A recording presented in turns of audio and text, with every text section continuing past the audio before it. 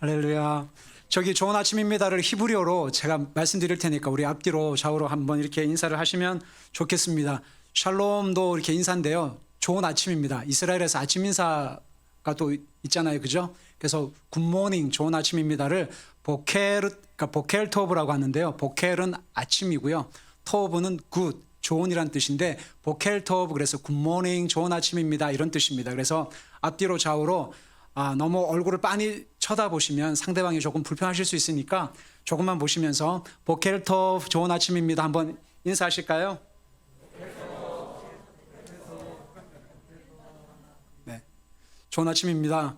오늘 함께 여러분들과 이렇게 말씀을 나누고 싶은데요. 유대인을 사랑하십니까? 라는 말씀 제목인데 이스라엘 선교사가 지금 왜 인천에 와 있는지 그리고 저희 가정이 이스라엘에서 어떤 사역을 했는지 이런 부분으로 이렇게 함께 말씀을 나누겠습니다. 우리 성경의 땅으로 한번 가보시겠습니다. 여기가 성경의 땅입니다. 그래서 성경의 땅 그러면 어느 땅이죠?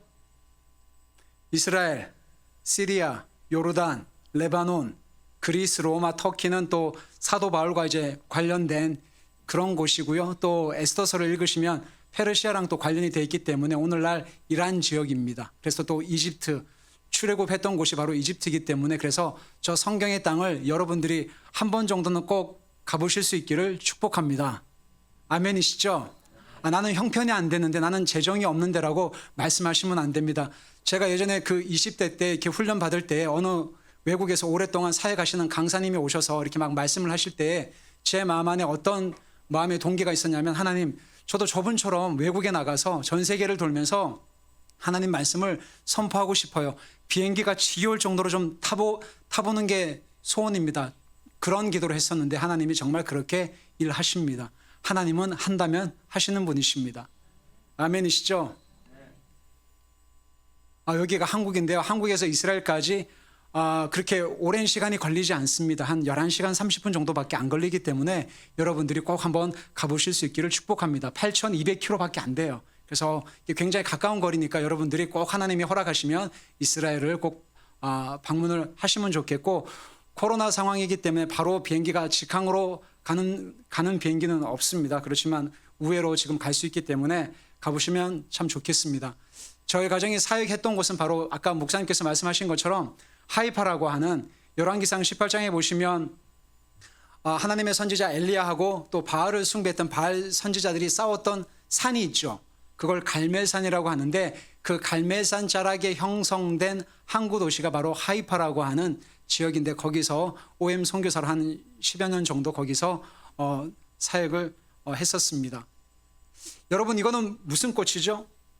여러분 이것이 성경에 나오는 백화파라고 하는 아네모네라고 하는 그 꽃입니다. 우리가 성경을 읽을 때 그냥 읽다 보면 들에 핀 백화파를 보라라고 할 때 여러분들은 백화파라 그래서 혹시 백화파는 하얀 꽃이겠구나라고 생각을 하시겠지만 갈릴리 지역에 한 4월에서 5월 정도쯤 되면 이렇게 아네모네라고 하는 예수님이 말씀하셨던 이 백화파가 울긋불긋하게 피게 됩니다. 하얀 색깔 꽃도 있지만 하늘색, 보라색, 빨간색 같은 굉장히 아름다운 색깔로 갈릴리와 예루살렘 주변에 피는 꽃이 바로 백화파인데 여러분들에게 이스라엘을 오라고 말씀하시는 이유는 성경이 한국인의 역사가 아니기 때문에 유대인의 역사요 이스라엘의 역사이기 때문에 이스라엘에 오셔서 유대인들은 무슨 생각을 하고 무슨 음식을 먹고 그들은 왜 절기를 지키고 그들이 얘기하는 말씀이 어떤 건지 배경과 지식과 문화와 음식과 절기와 성전이라고 하는 이런 관련된 것들을 조금 더 배우게 되면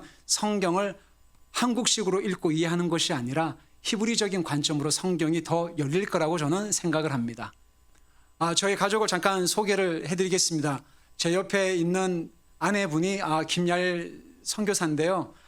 주변에서 저희 아내의 삶을 보면서 이런 별명을 지어주셨습니다. 물 위를 걷는 믿음의 여인이라고 그렇게 해서 이 세상에 감당치 못할 저희 가족들과 살다 보니까 제가 이렇게 흰머리가 이렇게 나이가 많지 않음에도 불구하고 흰머리가 이렇게 많이 생기게 되었습니다. 여러분 주변에 이렇게 흰머리가 많으신 이렇게 남성분들을 보시면 좀 긍휼히 여기는 마음을 좀 가져주셨으면 좋겠어요. 삶이 결코 그렇게 만만치 않다라는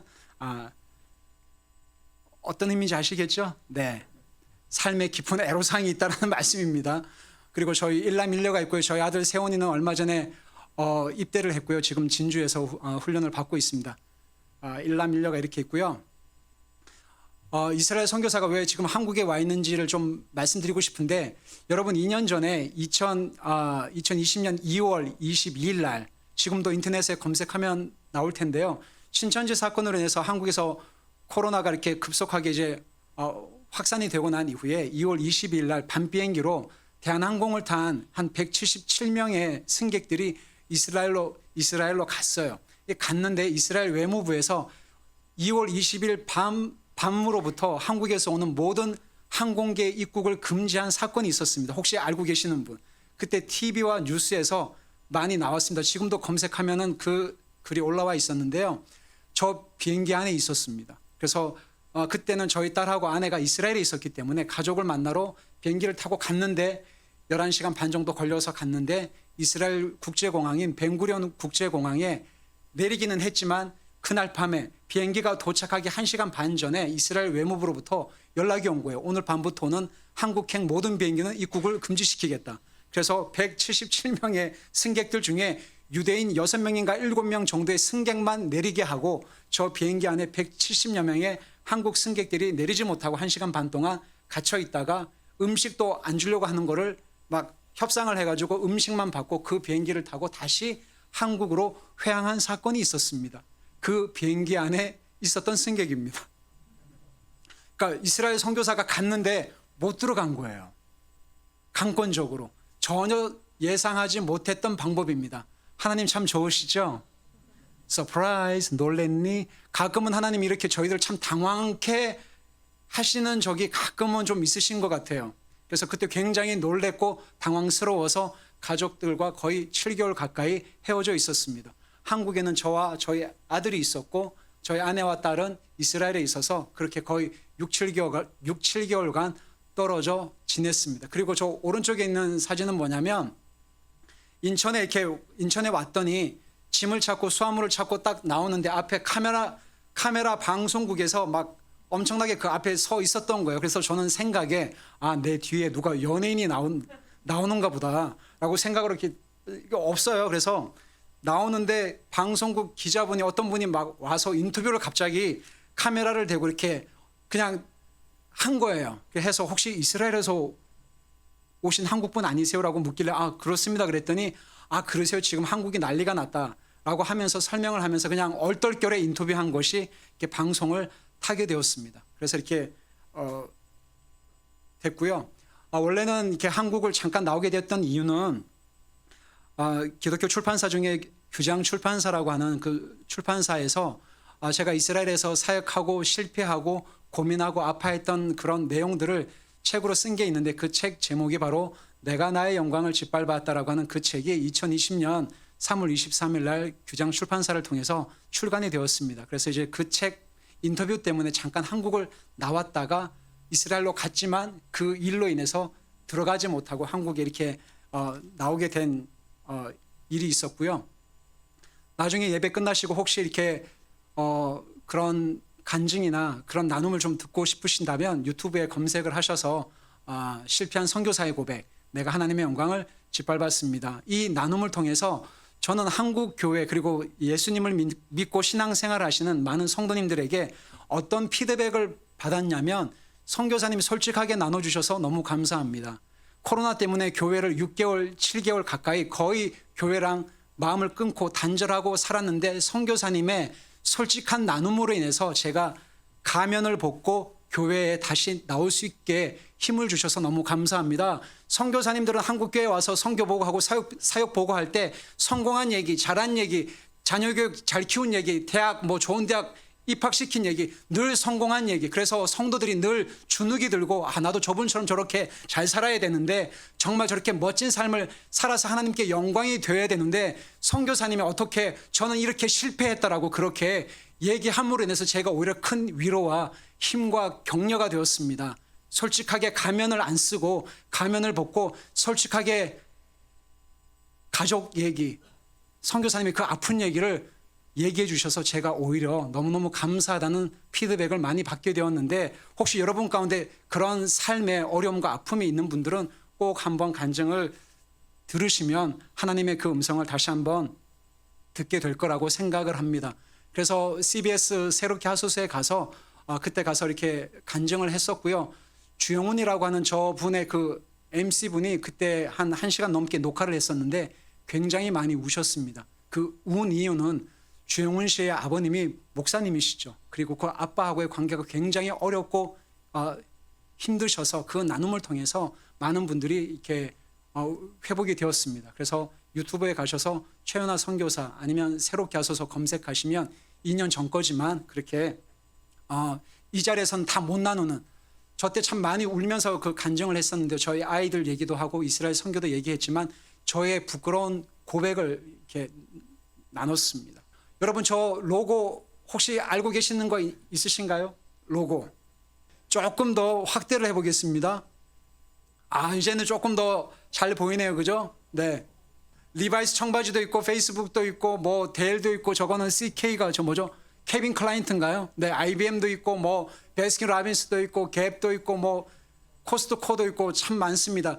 이 로고와 관련된 세 글자가 있습니다. 뭘까요?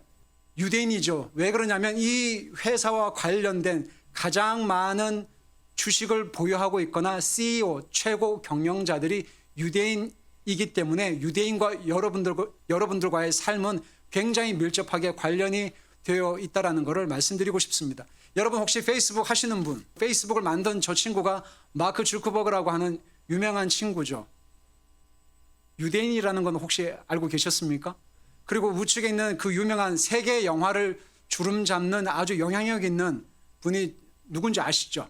쉰들러 리스트도 만드셨고 스티븐 스필버그라고 하는 유명한 유대인 영화 감독이죠. 여러분들이 인터넷 검색하실 때 가장 많이 쓰는 그 웹 서핑 중에 하나가 구글이잖아요, 그죠? 저 구글을 창립한 분이 세르게이 그린이라고 하는 알렉세이 세르게이 그린, 그리고 저 한 분은 레리 페이지라고 하는 구글을 창업한 사람들인데 저분들도 유대인입니다. 모르셨죠? 여러분들이 영화를 좋아하시다 보면 파라마운트사, 월트 디즈니, 드림웍스 같은 그 맨 앞부분에 이렇게 나오는 게 있잖아요.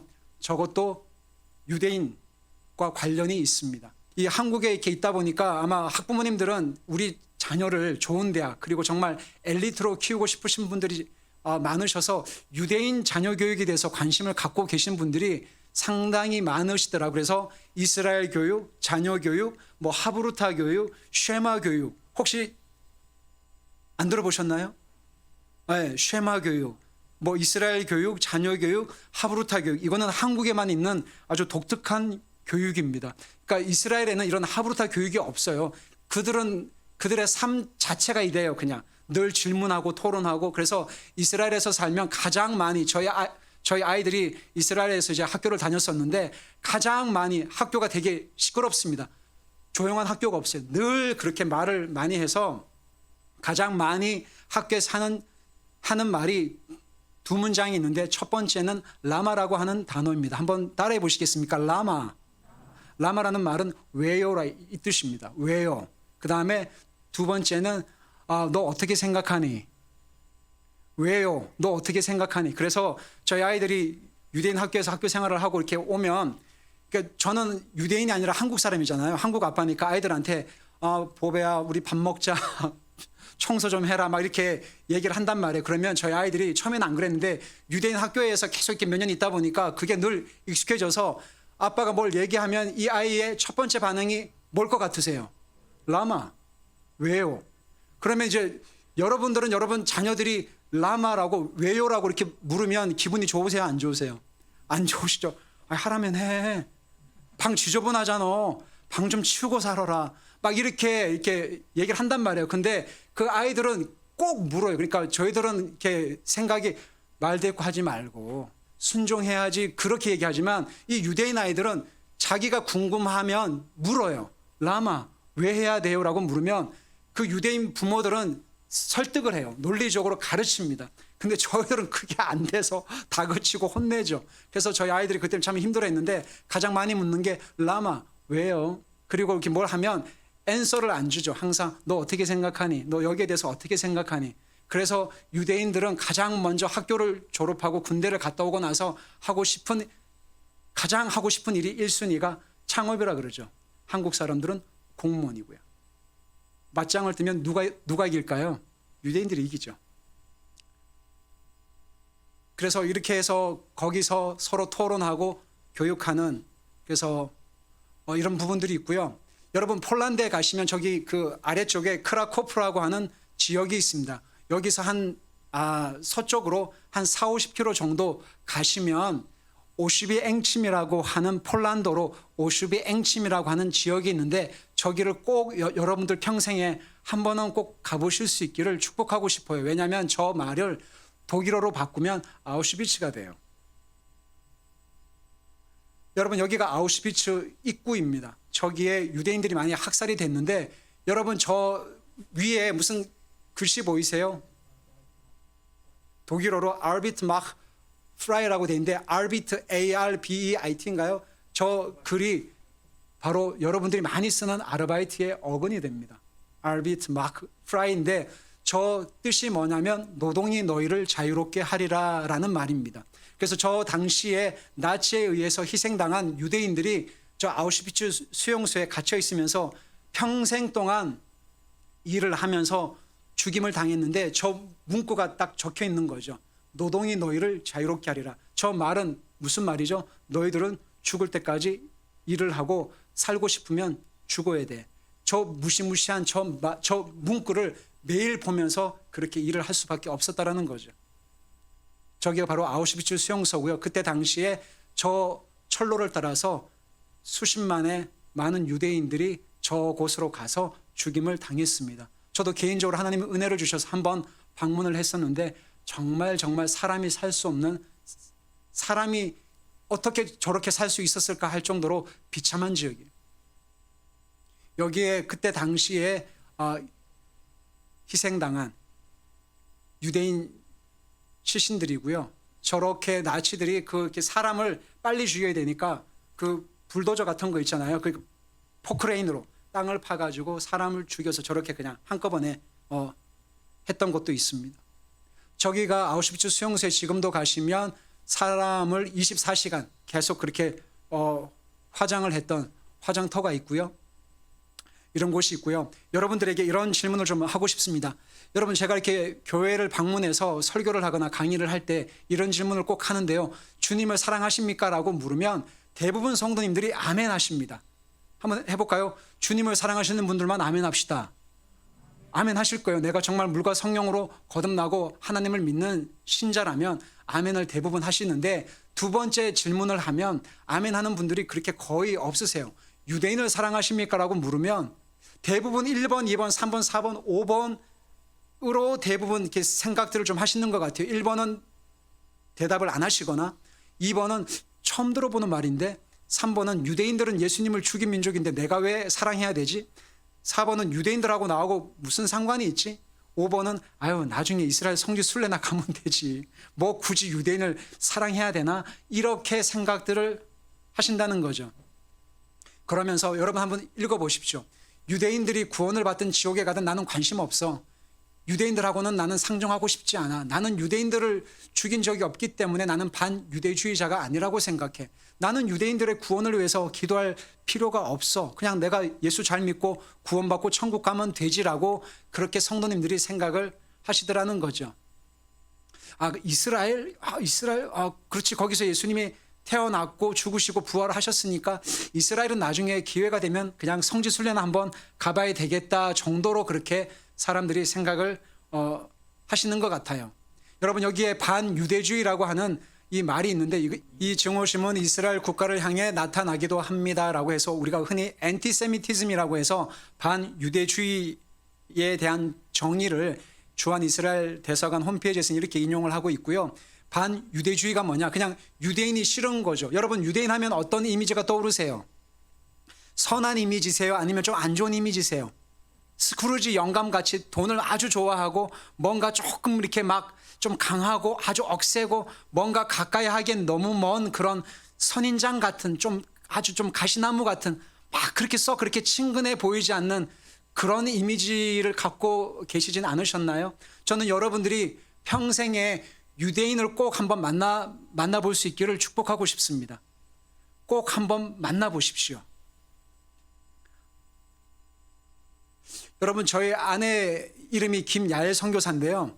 여러분, 저희 아내가 지금도 안고 있는 깊은 고민이 있는데 여러분 한번 맞춰보십시오. 저희 아내가 안고 있는 가장 큰 고민이 1번, 2번, 3번, 4번, 5번 중에 뭘까요? 1번, 3번에 걸친 수술로 인해서 자신의 건강 문제로 지금 고민하고 있다. 2번, 자녀들 교육과 진로 문제로 고민하고 있다. 3번, 이스라엘 선교 사역을 어떻게 해야 되지? 그 부분 고민하고 있다. 4번, 파송교회와 후원에 대해서 고민하고 있다. 5번, 아직도 믿지 않는 가족들의 구원 문제를 놓고 고민하고 있다. 1번, 2번, 3번, 4번, 5번 중에 저희 아내가 지금 가장 큰 고민이 뭘까요? 저희 아내가 지금 가장 큰 고민은 오늘 읽었던 이 말씀처럼 사도 바울과 똑같은 고민을 안고 있다는 겁니다.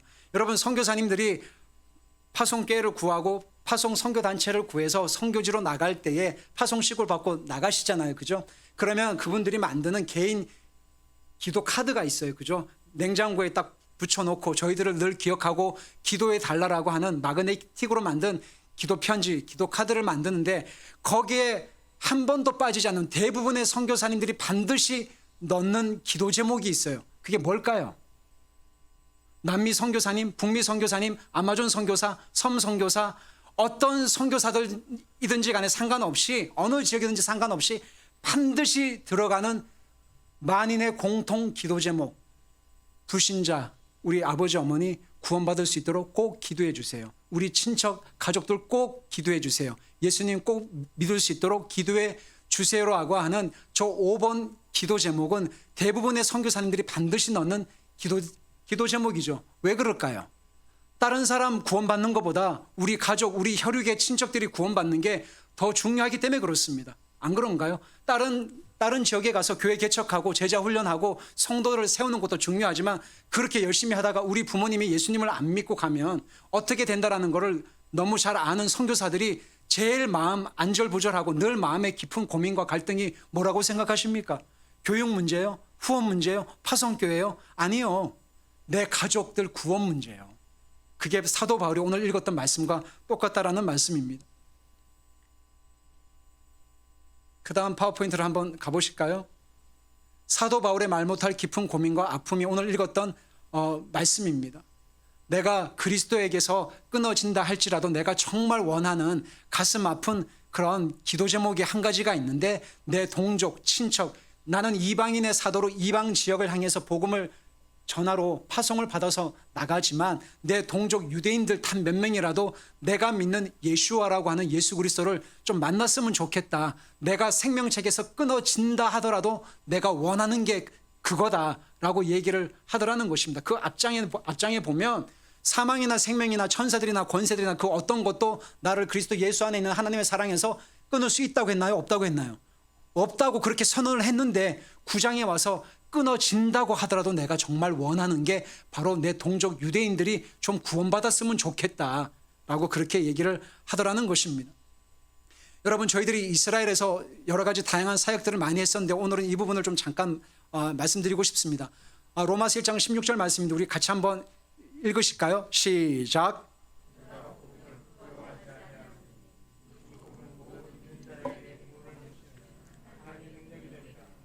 첫째는 유대인에게요 또한 헬라인에게로다. 로마서 1장 16절 말씀을 의지해서 2011년도 1월 달에 저희 가족이 OM 이스라엘 선교사로 파송을 받아서 이스라엘에 가서 거기서 히브리어를 배우고 유대인들을 만나면서 사역을 했는데요. 성지 순례를 저 개인적으로도 몇 번 갔던 지역이지만 성지 순례해서 여러 교회와 여러 지역들을 방문하고 음식 먹고 그렇게 구경하는 것도 의미가 있었지만 유대인들과 직접 어깨를 부딪히면서 살아보고 말을 썩는다는 것하고 성지 순례에 와서 대충 훑어보고 가는 것하고는 정말 천지차이였습니다. 정말 천지차이였습니다.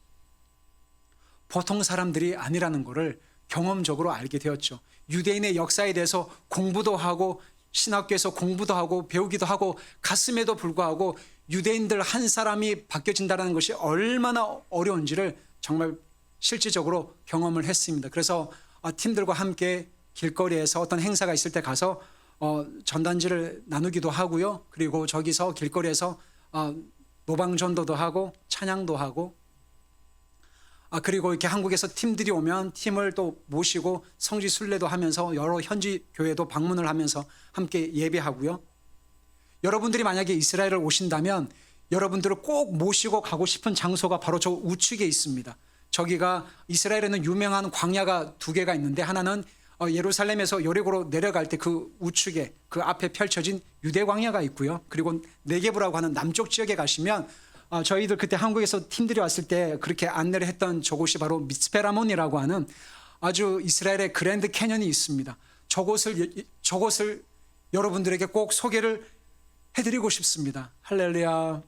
여러분, 이스라엘 백성들이 광야길을 행할 때에 홍해가 갈라져서 하나님의 놀라운 기적을 맛보고 난 다음에 광야길을 갈 때 며칠 만에 원망을 했죠. 3일 만에 원망과 불평을 했죠. 그러면서 거기서 원망하고 불평하고 음식 내놔라, 막 배고프다라고 그렇게 항의하고 원망을 했던 이스라엘 백성들의 모습을 보면서 여러분들은 아마 그런 생각을 하셨을 겁니다. 정말 믿음이 없네. 무슨 광야길이 뭐 얼마나 대단하다고 하나님께서 놀라운 기적으로 홍해길을 그렇게 홍해를 가르셔서 먹을 것과 입을 것을 공급해 주셨는데 뭐 그렇게 불평과 원망이 많냐라고 생각하시는 분들께 삼가 심심한 위로의 말씀을 드리고 싶습니다. 꼭 광야길을 걸어보시면 1시간도 채 안 돼서 여러분 입에서 감사가 안 나오시게 될 겁니다. 여러분들을 광야로 이렇게 해드리고 싶어요. 꼭 오세요. 그러면 관계에 굉장히 어려움이 있으신 분들은 광야에서 다 해결이 됩니다. 돌이 굉장히 많습니다. 자, 그 다음에 저희들이 이제 아랍 지역에 가서 이렇게 사역을 했었고요. 그리고 저희들이 만났던 이웃분들에게 가서 말씀도 나누고 복음도 전하고, 저거는 저희들이 이스라엘 간다고 했을 때 아는 분께서 수제로 만든 수세미예요. 그래서 너무 이쁘잖아요. 그래서 저 수세미를 저희들이 그동안 만나고 교제했던 유대인 할아버지 할머님들한테 신방에서 나눠드리니까 이게 뭔지 모르고 걸어 놓으셨더라고요. 너무 이뻐갖고 이게 기념품인 줄 알고, 그게 아니고 이거는 설거지할 때 쓰는 거라고 너무 이쁘다고 하셔서 그렇게 선물을 드리고요. 저희 아내가 예전에는 한국에서 이렇게 잠깐 왔을 때는 효자손 아세요? 효자손 등 긁는 거 있잖아요. 이것이 저분들에게는 굉장한 히트 상품이 되었습니다. 저분들의 마음을 얻는, 그때 저희 김야일 선교사가 왔을 때에 잠깐 한국을 방문했을 때 하나님, 저희들이 제가 다시 이스라엘로 가는데 함께 만나고 교제했던 그 유대인 할아버지 할머니들에게 어떻게 좀 그리스도의 사랑을 좀 나눌까요? 라고 했을 때 그때 지혜를 주셨던 게 효자손을 사가라는 그런 마음의 감동을 주셔가지고 그것을 사가지고 갔는데 없어서 못 드릴 정도로 그분들이 너무너무 좋아하셨어요. 왜냐하면 어떤 분은 야, 어떻게 엘로힘이, 네가 믿는 하나님이 너한테 이거를 사가져가라고 얘기했니? 나 이거 되게 필요했는데 너 어떻게 알고 이거를 갖고 왔어? 이게 안 되잖아요. 그분들은 이걸 갖다 대니까 너무너무 좋아하시더라는 겁니다. 야, 네가 믿는 그 예수와 예수 그리스도가 어떤 분인지 진짜 궁금하다. 야, 네가 믿는 하나님 참 신기한 것 같다. 그렇게 말씀하신 적도 있었고요. 그래서 가서 교회를 개척하고 제자 훈련만 하는 것이 선교가 아니라 그분들의 마음을 얻는 것, 1년이 걸리든 2년이 걸리든 3년이 걸리든 그분들의 마음을 얻고 그분들의 친구가 되는 것이 바로 선교라는 것을 하나님이 알려주셨습니다. 그리고 이제 하나님께서 또 이렇게 마음에 감동을 주셔서 그들에게 그들의 집을 방문해서 발을 씻겨줬으면 좋겠다라는 마음을 주셔서 그분들의 집을 방문해서 찬양해 드리고 그리고 그분들의 발을 씻겨 드렸습니다. 그분들이 굉장히 당혹스러워 하셨습니다. 아니, 너가 왜 갑자기 내 앞에 와가지고 화장실에 가서 물을 떠와서 발을 씻겨 드리고 축복송을 불러드리니까 이분들이 너무 당혹스러워 하셔서 우리가 믿는 예슈아라는 그 말은 히브리어로 예수 그리스도를 이야기를 하는데요. 그분이 유대인으로 오셨는데 그분들이 주님이 제자들의 발을 씻기셨는데 저도 할아버지 할머니의 발을 씻겨드리고 싶다고 그렇게 해서 그렇게 무릎을 꿇고 그렇게 했었습니다. 근데 여러분, 이렇게 세족식을 할 때 저분들이 은혜를 받았을까요? 아니면 세족식을 하는 제가 은혜를 받았을까요? 네? 제가 은혜를 받고 제가 눈물을 흘렸죠. 그분의 마음이 부어지게 되니까 저분들이 바뀌는 게 아니라 제가 바뀌어지더라는 것입니다. 선교는 선교사가 선교지에 가서 선교 활동을 하고 교회를 세워서 개척하는 것이 선교가 아니고, 선교는 선교하시는 하나님의 그 열심, 하나님 아버지의 마음이 나를 통해서 흘러가는 것, 그 하나님의 일하심을 주목하는 것이 바로 선교라는 것을 하나님이 가르쳐 주셨습니다. 아멘이시죠? 그래서 저 할머니에게도 가서 그리스도의 사랑을 전했고요. 그렇게 하나님이 하라고 해서 했습니다. 세 번째는 이제 하나님께서 이렇게 하나님의 백성을 위로하라는 마음을 주셔서 한국에서 팀이 왔을 때에 한복을 좀 갖고 와 달라고 부탁을 해서 한국에서 팀들이 올 때 그 한복을 가지고 오셔서 저희 집에서 홈 콘서트를 해드렸습니다. 그래서 김밥이나 샐러드랑 이런 거를 준비를 해서 그동안 만났던 분들을 저희 집에 초청을 해서 이렇게 작은 음악회, 위로 음악회를 하면서 그분들의 삶을 위로해드리고, 예수 믿으세요라고 얘기 안 해요.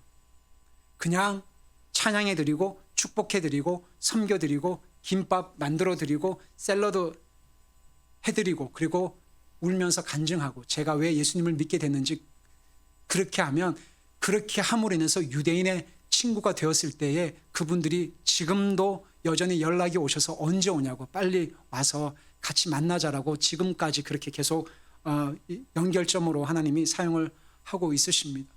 너무너무 고맙다고, 저 할머님이 저희 아내에게 너무너무 고맙다고, 많은 사람들은 다 자기의 이익과 목적을 위해서 나한테 다 오는데 너는 어떻게 그렇게 사심이 없이 그렇게 할 수 있냐고. 그 유대인 할아버지 할머니들이 아시더라고요. 이 사람이 어떤 목적으로 나한테 오는지를 모르시는 것 같은데 다 아세요. 참 신기하지 않으세요?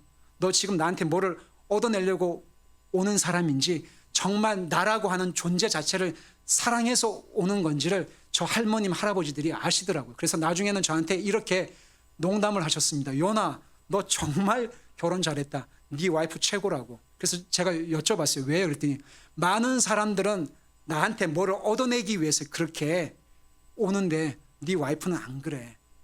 나라고 하는 영혼 자체를 사랑하고 섬기고 싶은 그 마음을 내가 느낀다고 그렇게 말씀을 하시더라고요. 아, 이게 선교구나.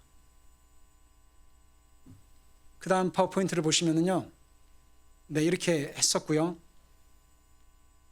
그래서 요양원을 방문해서 같이 팀들과 찬양도 하고, 저희 아내가 아마 평생에 김밥을 만들어야 될 거를 아마 이스라엘에서 다 만들지 않았을까 할 정도였습니다. 저분들이 너무너무 기뻐하셨어요. 그리고 K-팝에 대해서도 관심이 많으시고요. 지금도 K-드라마 같은 인기 있는 드라마를 통해서 한글을 배우시는 분도 있어요. 그래서 그분이 자기가 한글을 배워가지고 한글로 또 이렇게 연락을 해오시는 분도 있습니다. 그리고 여러분들이 유명한 믿음의 선배라고 하는 마틴 루터, 종교개혁으로 이렇게 많이 유명하신 그 마틴 루터 선생님이 저 책을 1543년도에 쓰셨는데, 유대인들과 그들의 거짓말이라고 하는 그 책을 쓰셨는데, 이 마틴 루터가 유대인들을 개종시키려고 굉장히 애를 많이 쓰셨다 그래요. 그렇지만 유대인들이 그렇게 잘 안 바뀌는 걸 보고 나서 그분의 그 말년에 이 책을 쓰시면서 유대인들을 향해서 굉장히 비난과 비판의 목소리를 냈던 책이 바로 유대인과 그들의 거짓말에 관하여라고 하는 책이 있습니다. 지금도 구하실 수는 있지만 서점에서는 판매하지 않는 비매품인데요. 그 책을 읽어보면 저렇게 유대인들을 깔아뭉개고 유대인들을 비난하고 저주하고 요구를 했다라는 사실이 참으로 가슴이 아픕니다. 여러분, 여기가 어디냐면 독일에 가시면 비텐베르크 대성당이 있습니다. 마틴 루터가 95개조 반박문을 붙이면서 종교개혁을 시작했던 그 성당이 비텐베르크 대성당이 지금도 독일에 있는데, 여러분 저 석조 건물, 저 석조상이 뭘로 보이세요? 저게 무슨 짐승이죠? 네, 돼지죠. 그리고 돼지 뒷다리를 누가 지금 들고 있죠. 그리고 지금 돼지젖을 빨고 있는 아이들이 저렇게 석조상이 지금 비텐베르크 대성당에도 지금 있는데, 여러분 유대인들은 돼지고기를 먹을까요? 먹지 않을까요? 안 먹죠, 그죠? 왜냐하면 레위기 11장에 보면 돼지는 부정한 짐승이기 때문에 유대인들은 대부분, 물론 먹는 사람도 개중에 가끔씩은 있지만 대부분 유대인들은 돼지가 부정한 짐승이고 성경에, 구약 성경에 그렇게 새김질을 하지 못하는 그런 더러운 짐승이기 때문에 돼지고기를 먹지 않습니다. 그래서 되게 안 좋게 생각하는데 비텐베르크 대성당에 보시면 돼지 뒷다리를 들고 있는 사람이 바로 유대인 랍비예요. 그리고 돼지젖을 빨고 있는 아이들이 유대인입니다. 저런 석조 건물이나 그림들이 지금도 유럽에 이렇게 여행을 하시다 보면 유대인들을 저렇게 비난하고 조소하고 조롱하고 깔아뭉개는 그런 안 좋은 그림과 그런 건물들이, 그런 흔적들이 지금도 있다라는 것입니다. 근데 저 이름이 뭐냐면 독일어로 유덴자우라 그럽니다. 한번 따라해 보시겠습니까? 유덴자우. 이게 뜻이 뭐냐면 유대인 돼지들, 이 뜻입니다. 굉장히 모멸감을 주는 그런 말이죠. 지금도 가면 있습니다. 여러분, 이분은 누구일까요? 혹시 아시는 분? 여기 교회 이름이 뭐죠? 고대도 교회입니다. 충남 보령에 가시면 고대도라고 하는 섬이 있는데 거기에 저 선교사님을 기념해서 세운 교회인데, 여러분 혹시 이 한국에, 이 대한민국 땅에 복음을 가장 먼저 증거한 최초의 선교사는 누구일까요? 혹시 아시는 분? 누구지? 혹시 아펜젤로 언더우드 선교사님은 아시죠? 혹시 아펜젤로 선교사님 아닌가? 언더우드 선교사님 아닌가? 의료 선교사로 가장 먼저 한국에 오신 알렌 선교사님이 아닌가? 그분이 아니면 혹시 대동강변에서 이렇게 순교하신 토마스 선교사님이 아닌가라고 생각을 하시겠지만 저분이 바로 이 대한민국 땅에 가장 먼저 오셔서 복음을 증거하신 1832년도에 고대도라고 하는 섬에 오셔서 약 20여일 동안 머물면서 감자를 재배하는 법을 알려주시고 포도주와 그리고 한글로 성경을 번역을 해서 의료 선교와 함께 이 땅에 살고 있는 사람들에게 복음을 가장 먼저 제시했던 저분 선교사님 이름이 칼 귀칠라프 선교사님입니다. 나중에 인터넷에 한번 검색해 보세요. 칼 귀칠라프 선교사님이 이 한국 땅에 가장 먼저 와서 복음을 증거했던 선교사님인데 놀랍게도 유대인이십니다. 폴란드계 유대인이세요. 유대인이 조선이라고 하는 이 대한민국 땅에 가장 먼저, 알렌 선교사님이나 언더우드나 아펜젤로 선교사님은 그 후에요.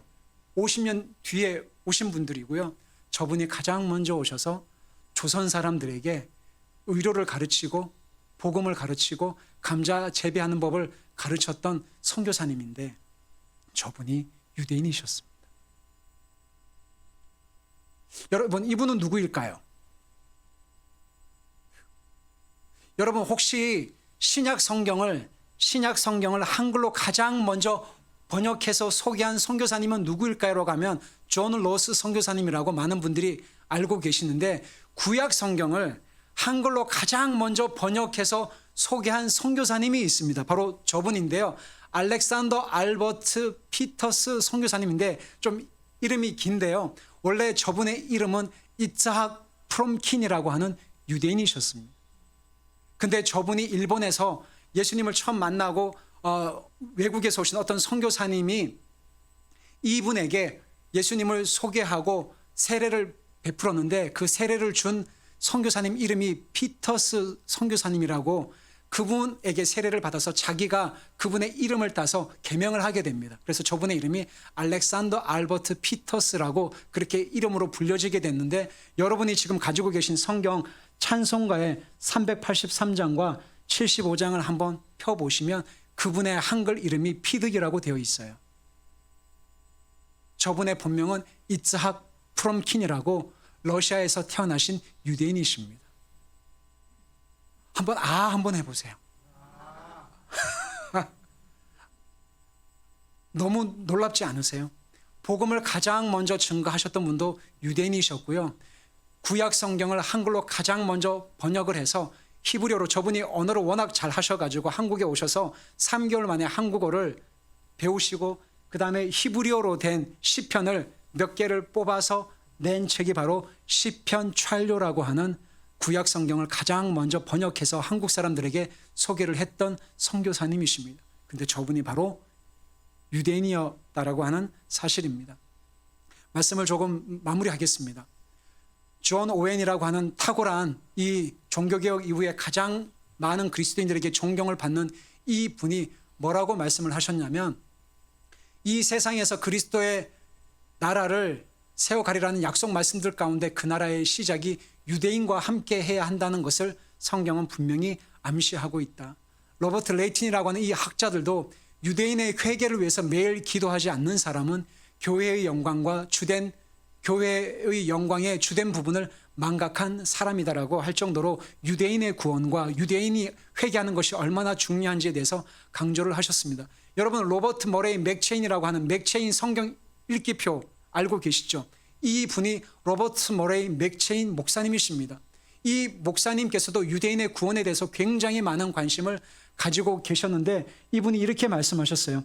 복음이 먼저 유대인들에게 전해져야 된다. 왜 그러냐? 심판이 그들에게서 시작이 되고 유대인에 대해서 먼저 관심을 가지는 것은 하나님의 관심과 일치하기 때문에 그렇다. 그래서 이 교회는 유대인의 구원과 회심과 그들을 위해서 기도하고 반드시 관심을 가져야 된다. 왜? 하나님의 관심이기 때문에 그렇다라는 것입니다. 이렇게 해서 이렇게 네 가지에 대해서 로버트 머레이 맥체인 성경 읽기표 아시잖아요. 그 맥체인 성경 읽기표를 가지고 성경 읽으신 분들 많으시잖아요. 근데 저 목사님이 유대인의 회심과 이 관심에 대해서 저렇게 말씀을 하셨다라는 겁니다. 사랑하는 여러분, 말씀을 마무리하면서 함께 영상을 보고 기도하는 시간을 갖고 싶습니다. 많은 나라가 있고 많은 선교해야 될 곳이 있지만 여러분들이 성경 66권이라고 알려진 이 성경책은 한국인의 역사에 대해서 쓴 책이 아니에요. 아브라함과 이삭과 야곱, 이 히브리 민족, 그리고 이 유대인들이 흩어진 유대인의 역사를 모르면 성경을 향한 그 하나님의 그 마음을 우리가 분명하게 잘 알 수 없다고 생각을 합니다. 예수님의 제자들 대부분이 유대인이었죠. 그리고 예수님이 유대인으로 오셨죠. 물론 나중에 이 열방의 왕으로 다시 재림하실 때는 만왕의 왕으로 오시겠지만 유대인의 구원과 유대인의 회심을 위해서 사랑하는 로고스교회 성도님들이 관심을 갖고 기도해 주시기를 다시 한번 부탁드리고 싶습니다. 우리 함께 조금 불을 꺼주시고요. 영상을 저희들이 이스라엘에서 오늘 나누고 싶은 부분이 많이 있지만 이스라엘에서 했던 사역들을 잠깐 한 6분짜리 영상이 있는데요. 이 영상을 함께 보고 찬양하면서 이렇게 예배를 마치겠습니다. 함께 영상을 시청하시겠습니다.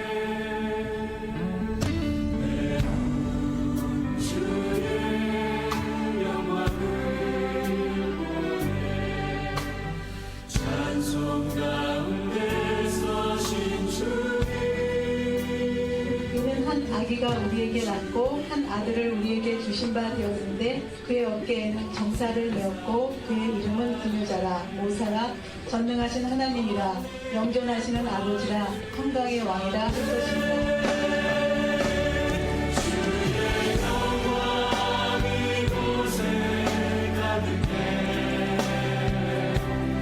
우리 선에